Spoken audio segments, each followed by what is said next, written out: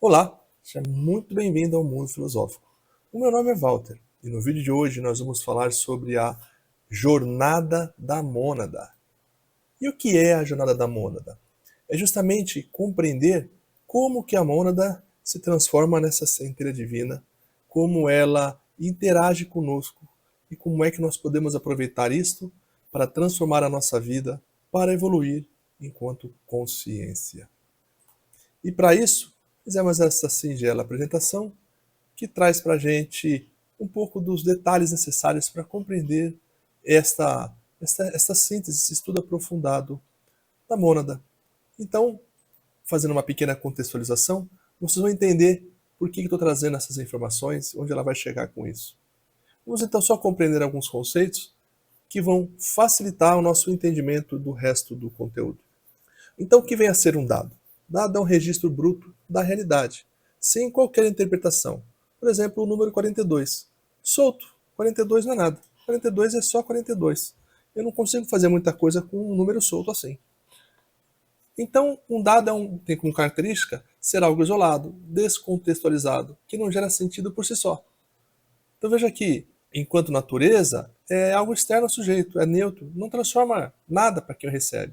Se você está andando na rua e aparece o número 42 do nada, simples assim, para você não tem sentido algum, não vai lhe chamar atenção e vai passar. Então veja que o dado ele não se fixa na alma, ele passa como estímulo sensorial, apenas um estímulo. Agora, já a informação, que é um dado organizado em um contexto. E aí o exemplo aqui, 42 graus de febre. Pronto, agora nós temos algo que é relacional, que explica por que serve o número, e isso é externo ao ser, mas já é uma informação, já é algo que pode ter alguma utilidade, já deixa de ter alguma conexão com algo individualizado. Então a sua natureza ela é mental, porque ela estimula o cérebro, estimula você a processar aquilo, é cognitivo, ou seja, você pode ver e contra-intuir e entender aquilo, e pode ser esquecida com uso, se não usar, isso se esquece. Então, a informação por si só ela não atravessa o véu da personalidade. A informação pertence a essa mente transitória, algo que, com muito pouco tempo, se perde, deixa de estar longe da sua memória. E aí vem o conhecimento. É uma informação que ela é compreendida, assimilada e integrada. Por exemplo, saber diagnosticar a febre. Então agora eu sei que 42 são os graus de uma febre, então 42 é um número altíssimo e é uma febre alta, aliás, alta demais.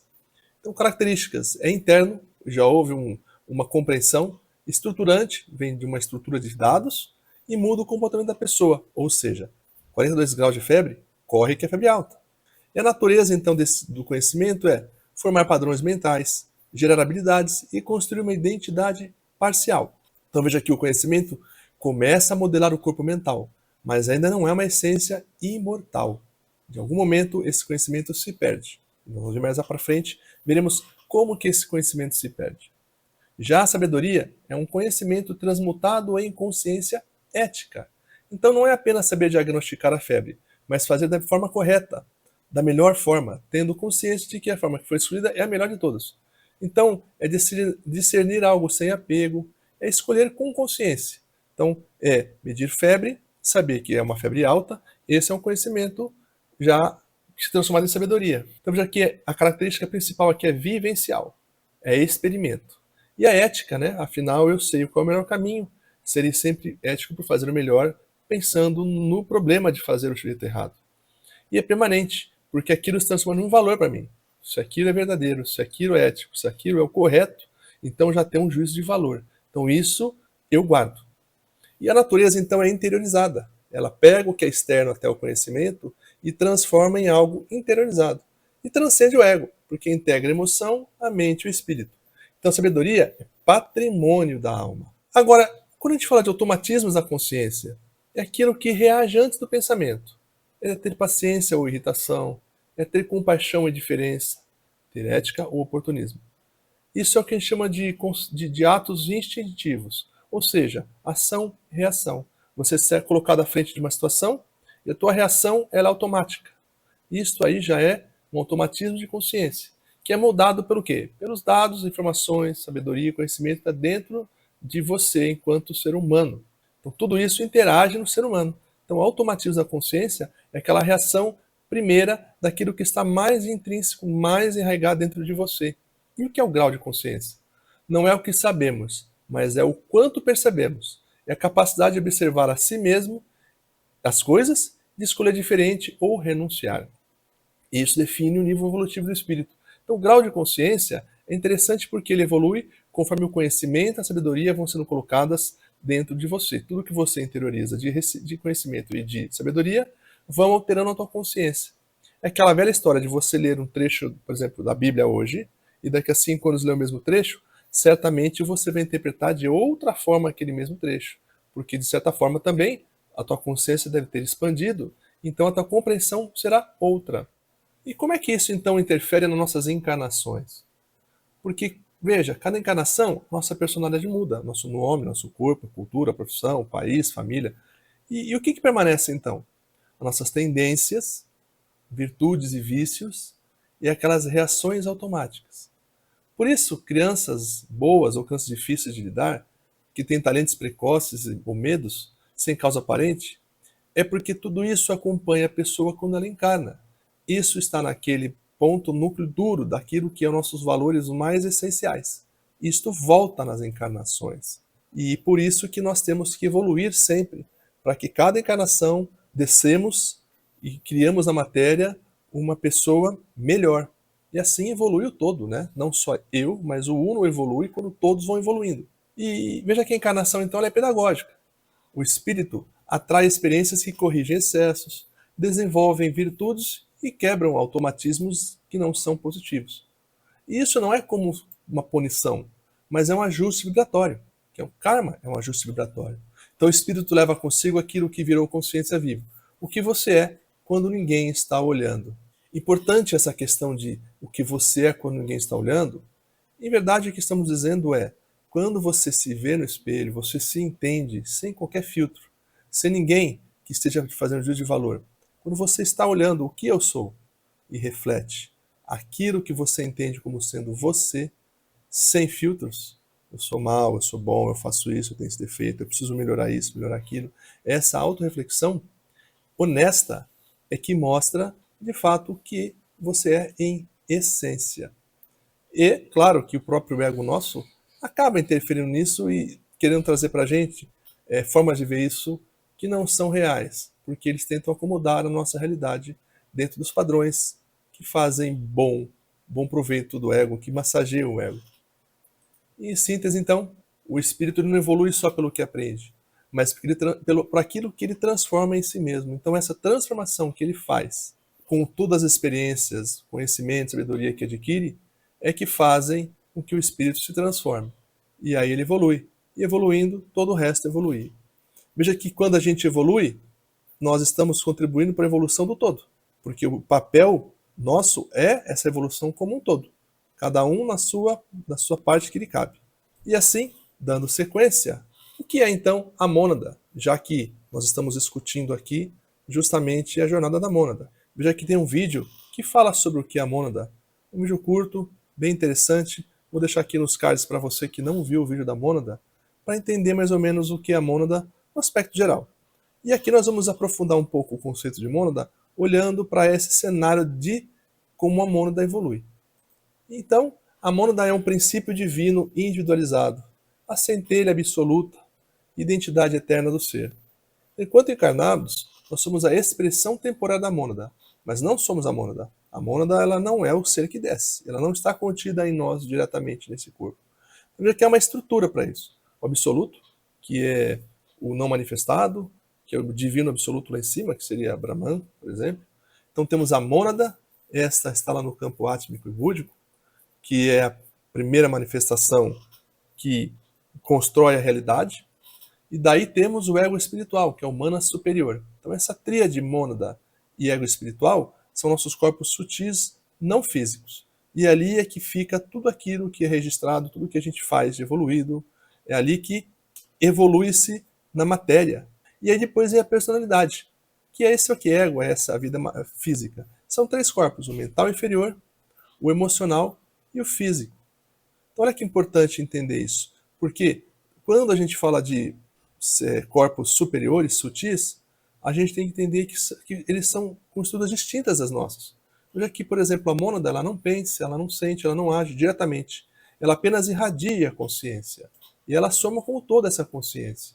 Então o todo se faz nas irradiações das mônadas. Dito isso, vamos então fazer uma conexão com a sabedoria e a mônada. Lembra que a gente falou de dado e informação? Dado e informação para a mônada não tem muito sentido, porque os dados e informações atuam exclusivamente na personalidade.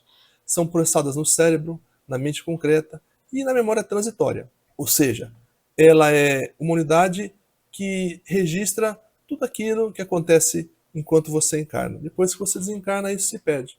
Mas se perde para você. Existe um registro que está fora de você, que registra tudo de todos os tempos e todas as coisas, que a gente chama de registro acástico. E existe uma consciência divina ou semidivina que registra, que são os registradores acásticos, que nos Vedas eles chamam de lipikas. Então, os lipikas são seres que registram tudo o que acontece no universo como um todo. Nada se perde, todo o conhecimento é gravado ali. Nada fica oculto. E já o conhecimento, quando a gente muda um comportamento, cria um discernimento, ou gera uma escolha consciente, isso começa a estruturar o mana superior, que é o nosso ego espiritual. É ele que coordena as encarnações. É ele que vai escolher junto com o conselho kármico o que você vai fazer quando manifestar na matéria os demais corpos. É como uma raiz, você corta, ela sobe e nasce uma outra. E essa raiz que nasce, ela se manifesta então no plano inferior, que é o plano material. Então, ainda assim, o conhecimento não se consolida, mas a estrutura mental redefinida fica. E a sabedoria? A sabedoria é uma experiência transmutada. É uma incorporação da ética, é a consciência estabilizada. Ou seja, é aquilo que você já não tem que julgar e discutir mais. Está consolidado em você. E isso então se imprime no Budi, que é o veículo da mônada. Então veja que aqui, tudo que você constrói, que eleva a sua vibração, que eleva a sua pessoa, que transforma uma pessoa melhor, registra e se guarda no campo búdico. E isto está próximo da mônada, mas não é ela, porque a mônada ela não acumula saber, ela só reflete grau de consciência. Eu sei que eu repito isso, mas é porque é muito importante entender que ela trabalha só com vibrações. Veja que as nossas vibrações, elas partem daquilo que a gente sente, daquilo que a gente emana. E o que a gente emana? Aquilo que nós somos em essência. Não é aquele momento que a gente está feliz, que a gente faz uma cara de anjinho, mas por trás está prejudicando muitas pessoas. Isso não se esconde. Na verdade, a sua vibração é aquilo que você é de verdade. Então, aquilo que você vibra, você atrai e você imprime o que você é. E isso se comunica com os seus campos superiores, suas partes superiores. Então, quanto mais você leva a matéria, mais próximo da mônada você fica e mais próximo da realidade, de uma vida mais plena. Então, elevar a vibração, elevar a nossa forma de perceber o mundo, de nossa consciência, e ter mais sabedoria e conhecimento, faz com que a gente consiga cada vez mais se aproximar dessa consciência que ela é imortal, que é a mônada, viver num mundo mais vibracional e menos pensativo, menos cognitivo, um mundo onde, de fato, o divino se faz presente. E aí ali, quando a gente fala em amor, a gente fala em amor infinito. Quando se fala em alegria, em alegria plena. Então lá tudo é uma abundância muito perfeita. Então, aqui na matéria, nós temos limitações justamente porque a gente é inserido num cenário controlado para evoluir alguma parte nossa para que isso volte melhor para a mônada. No primeiro momento, para o seu ego superior e depois a sua transição para a vibração, para a sua melhor consciência para a mônada. Veja aqui, como eu disse, a mônada ela não acumula saber, apenas reflete grau de consciência. Então, vamos entender o que a mônada realmente recebe. Ela não recebe conteúdo algum. Tudo que a gente aprende aqui não importa para a mônada, até porque ela tem acesso ao conhecimento universal. Tudo que se conhece ou vai se conhecer, a mônada já tem esse acesso. Mas o que ela precisa que a gente faça com o conhecimento que a gente adquire na matéria? Isso transforma-se em qualidade vibratória. Qualidade vibratória é aquilo que a gente emana em essência. Então veja aqui, ela registra o nível de harmonia, o grau de amor, a capacidade de consciência que nós temos. Então, em suma, a mônada não armazena dados, apenas frequências. Então veja que a mônada ela não reage, ela simplesmente irradia. Então veja que a mônada ela só armazena o que deixa de ser reação. Ela torna a virtude consciente e estabiliza-se com o estado do ser. Interessa para a mônada o amor incondicional sem apegos, a paz sem repressão, a vontade reta sem rigidez. Então veja que é muito importante deixar claro isso, que a mônada ela não reencarna, ela projeta. O que reencarna é o ego espiritual utilizando novas personalidades. Você percebe como os 10 mandamentos, as leis cósmicas, a ética, fazer o bem, fazer o certo, é o caminho para a subida para você evoluir? Percebe que quanto mais a gente evolui na bondade, nas virtudes, mais a gente se aproxima da mônada? Lembra que Jesus não veio falar isso pra gente numa forma mais simplificada, porque ele veio num momento em que as pessoas não iam entender sobre mônada. Mas Jesus, em tese, veio nos mostrar isso. As virtudes do homem elevam a sua sabedoria e assim ele vibra mais alto e pode se tornar cada vez mais luz, menos matéria. E também, quando ele diz que nós precisamos usá-lo como caminho, é por causa disso, porque ele se fez o exemplo vivo. E quando ele entrega a sua vida, ele está deixando claro que esse corpo não é o que mais importa. Como ele fala em João para Nicodemos, é o reino dos céus que importa. Então ele vai deixando claro essas coisas aos poucos. E a gente tem que refletir sobre tudo isso. Então, veja que o livro de Provérbios ensina qualidades, os 10 mandamentos são qualidades, são tentativas de elevar a vibração para que a gente possa se aproximar do nosso campo búdico, monádico, átmico. E veja que a árvore da vida, Kabbalah, trata de virtudes. Então, alcançar o nosso campo monádico é o Keter barra Ein Sof.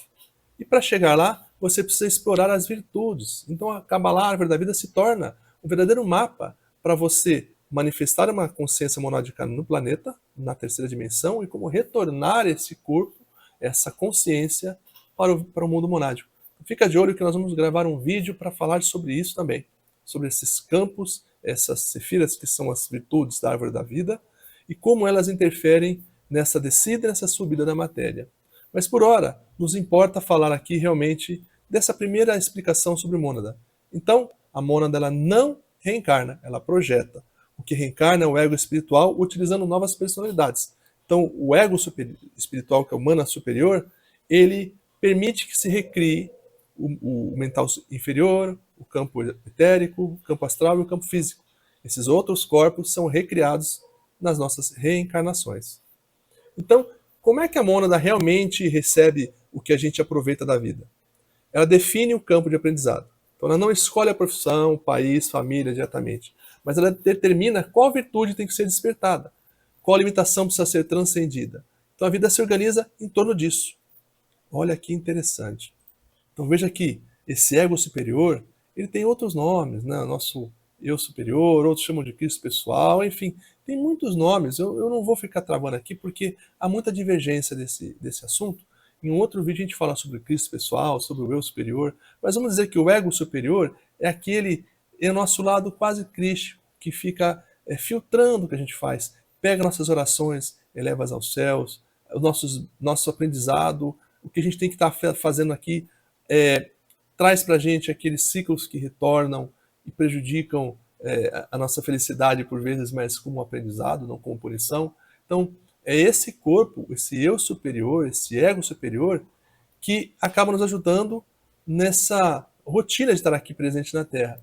Ele aqui faz o quê? Na empresa ele é o coordenador, que determina o que tem que ser feito no chão de fábrica. Já o nosso campo monádico é o gerente, que determina diretrizes mais abrangentes. Fala, olha, temos que bater meta, temos que fazer isso, fazer aquilo. E o divino é o diretor, que apenas determina para que lado que toda a empresa tem que ir. Então, dito isso, a mônada ela define o campo de aprendizado, ou seja, para que lado que nós temos que ir de uma forma ampla. E é o nosso eu superior, que é o nosso ego superior, é que define de que forma isso vai se manifestar na matéria, junto com conselhos kármicos e outras essências que ajudam a desenvolver as teias com as demais pessoas. Então veja que aqui a mônada ela fala mais em essência e menos em forma. E então isso explica porque muitos padrões se repetem, né? Que enquanto a lição ela não é integrada, não vira consciência, ela não se torna sabedoria. Então ela tem que voltar até que a gente tome consciência daquilo. Então sabe aquela coisa que a gente sempre faz e erra, e erra, e erra, e fica, por que eu? Por que eu? Não é porque eu, não. É porque eu não aprendi ainda o que eu tenho que aprender. Então todo problema que aparece na nossa vida, tudo aquilo tem que ser melhorado. A gente não pode olhar, por que comigo? Por que eu? E sim, dizer, O que eu preciso aprender para superar isso? Qual lição esta situação está querendo me mostrar? O que eu tenho que evoluir para passar nessa tarefa e ir para a próxima? É assim que a gente tem que olhar para os problemas, situações e doenças que aparecem ao longo da nossa trajetória. Então veja aqui, a sabedoria é a chave para a evolução do mental superior, que alimenta a essência que faz a mônada evoluir. Em resumo, a mônada não evolui pelo que o homem aprende, mas pelo que o homem se torna. Tudo que não virou consciência morre com o corpo. Tudo que virou retorna à fonte. E aí veja só, o que é transitório? O que reencarna? O que realmente reencarna é o ego espiritual, nosso humano superior. Ele fica no nosso cardíaco. Ele fica coordenando a nossa intuição. Ele não é o corpo intuitivo, mas ele é que filtra as intuições. Ele é que nos dá os primeiros caminhos que a gente tem que fazer enquanto encarnado. Ele é que é aquela vozinha que fica dizendo pra gente, não faz isso, se fizer isso vai dar problema, sabe? É ali que vem. Essa vozinha fica no nosso ego espiritual.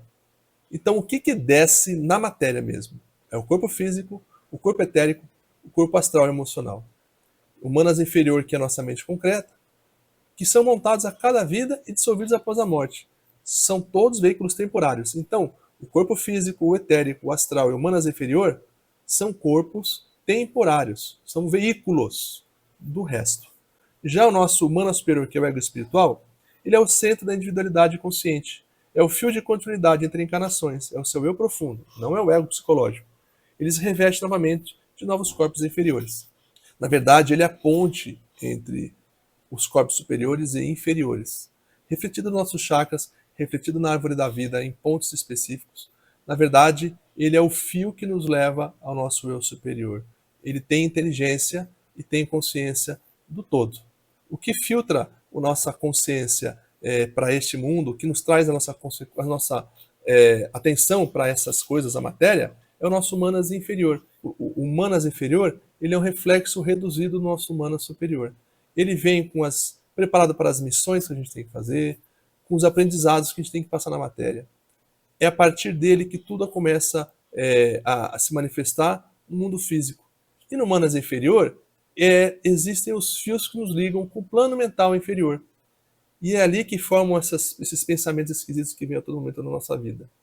Quando a gente medita e está em ondas maiores vibratórias de estados de consciência, nos conectando ao nosso humano superior, é onde a gente busca conhecimento elevado. Muitas pessoas despertam e voltam de transes ou de meditações ou até de sono, voltam e escrevem tratados inteiros, descobrem segredos do universo, compõem músicas, coisas geniais, porque eles acessaram o manas superior. Então o manas inferior, ele é tão rápido e tão assim denso que ele nos transborda de coisas.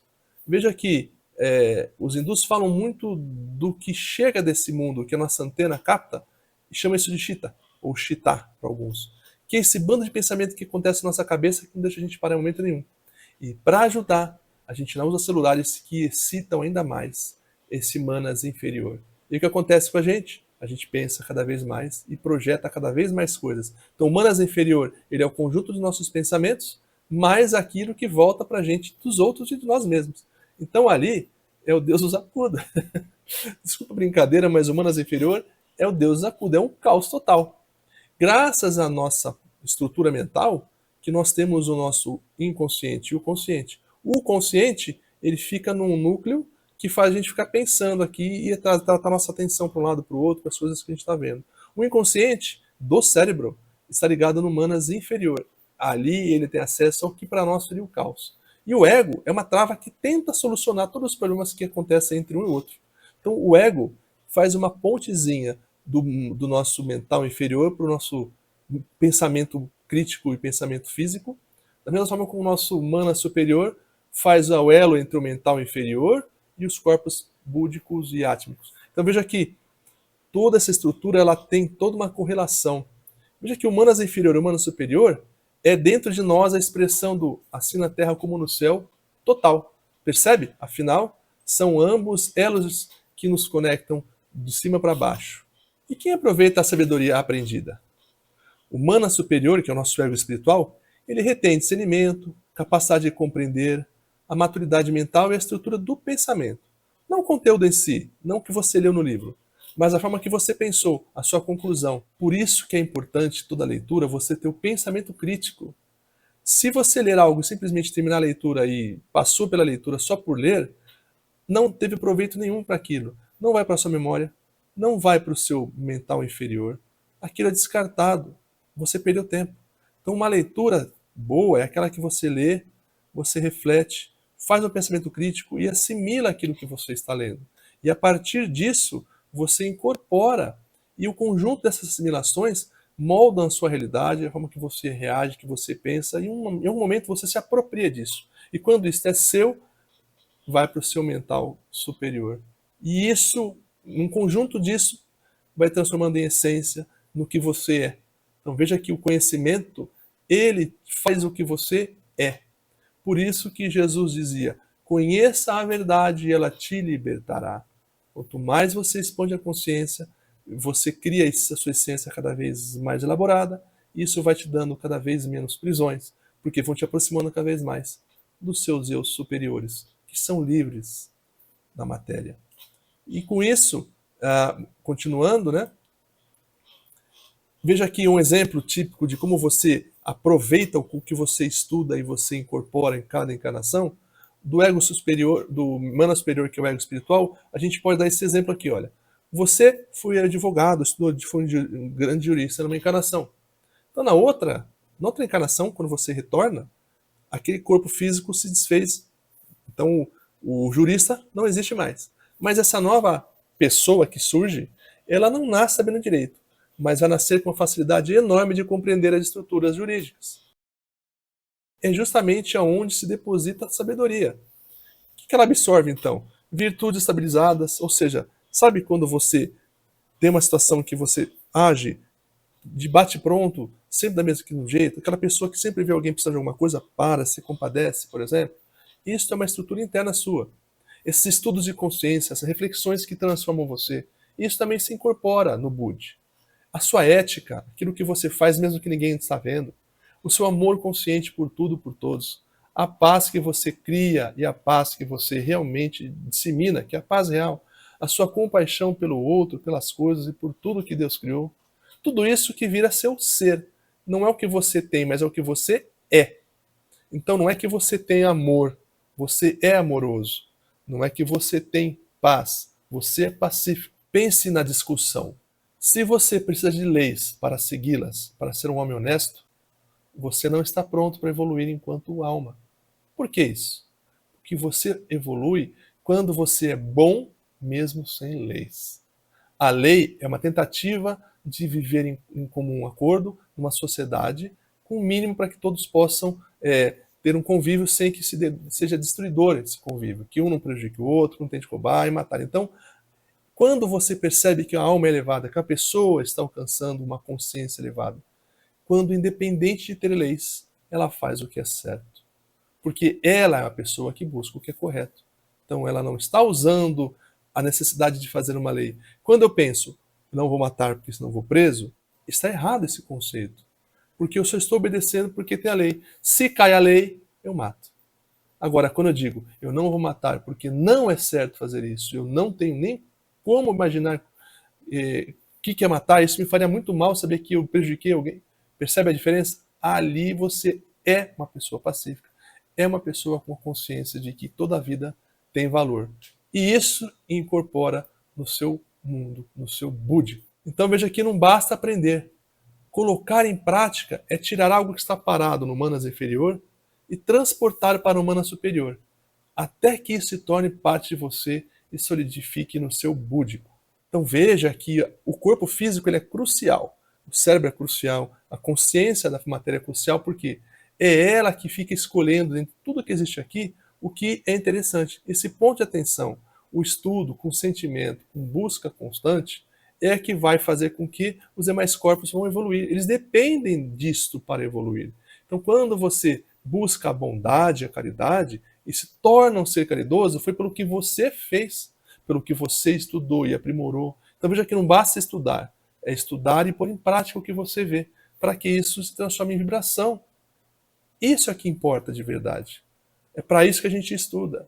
Se não está estudando para esse princípio, sabe que quando você morrer, tudo que você investiu em diploma vai com você para o caixão. Olha que coisa. E então, não basta aprender, tem que tirar do papel e fazer. E a mônada, então, que a gente diz aqui que desdobra-se em átmico e búdico, ela não aprende como um aluno, ela reflete o grau de consciência alcançado através das experiências, das lições, das qualidades e características que estão solidificadas. E também daquilo que, em essência, se torna você. Então é pelo caminho do conhecimento aplicado, veja, aplicado, que transformamos o estudo. E vivências em conhecimento que, para depois de aplicado no cotidiano, se torne a sua essência. E quando algo elevado se transforma a sua essência, eleva também a sua vibração. Então a mônada ela recebe a qualidade vibratória, o nível da unidade de integração com o todo que você alcança com suas atitudes e conhecimento adquirido. É isso que retorna à fonte. E veja que toda essa parafernália que existe no nosso planeta para que a gente aprenda é que importa para a mônada. Não porque ela quer aprender, mas com o aprendizado que nós fazemos da matéria, elevamos a nossa vibração e isso reflete nela. É isso que ela busca. É isto que faz ela movimentar. E quando você trabalha nesse sentido, ela se liga com você, ela traz para você a boa-aventurança.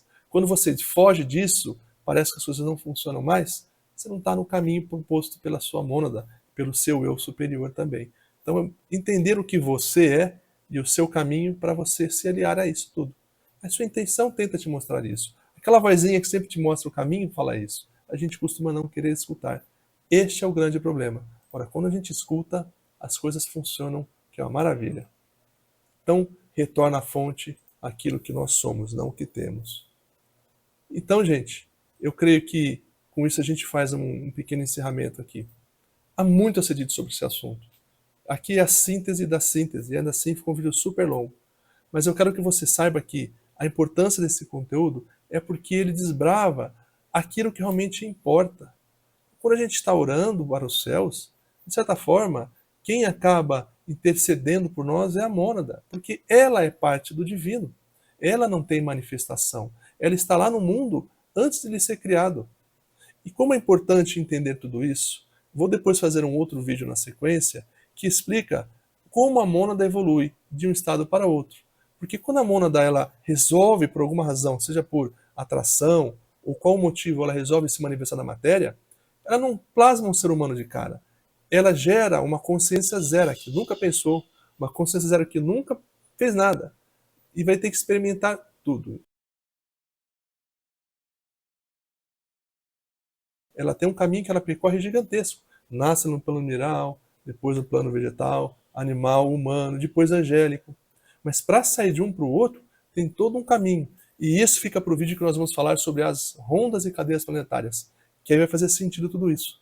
Por hora, com esse vídeo gigantesco, peço perdão, mas eu acho que ele é importante, eu agradeço muito se você chegou até o fim. Eu creio que vai dar uma explosão de ideias para aqueles que não estudam ainda esse assunto, como deu para mim e tem dado cada vez que eu volto a olhar para isso. E eu gostaria de ouvir o que vocês têm para dizer sobre isso. Essa interação me ajuda muito. Muitas perguntas de vocês me põem para estudar. E eu adoro essa interação. Eu respondo todas as mensagens que eu recebo aqui no YouTube. Então agradeço a você que está aqui comigo até agora.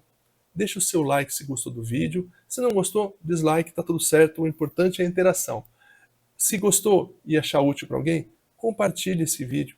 Se você não está inscrito no canal, dá essa moral pra gente, se inscreve no canal que ajuda a gente a ir crescendo e mostra para o YouTube o que a gente faz relevante e ele vai acabar divulgando o nosso trabalho para outras pessoas também.